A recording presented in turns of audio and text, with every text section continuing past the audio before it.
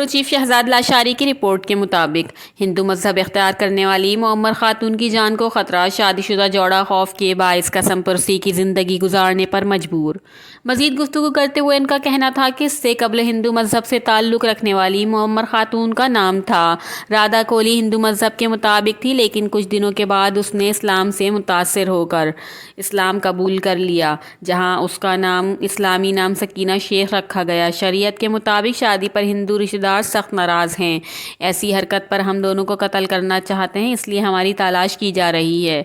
ऐसा हो गया है कि मैं अपने शौहर हाकिम अली के साथ खुशो-खुर्रम ज़िंदगी गुजार रही हूँ, जबकि हाकिम अली ने मुझसे कहा कि शादी के बाद शरीयत ख़ानदान के हिंदू रिश्तेदारों में झगड़ा हुआ, जिसकी वजह से मैं यहाँ आने पर मजबूर हुआ।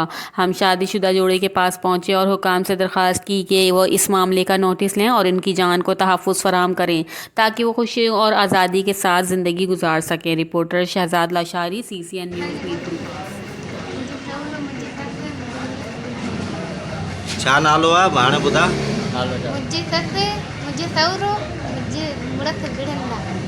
कहिड़ो ससु सहुरो? अॻु में शादी थियल हुई जाती? हाँ, मूं राज में शादी कई। हिंदू आहे, हाणे मुसलमान आहे। हाणे कंहिंसां शादी कई आहे?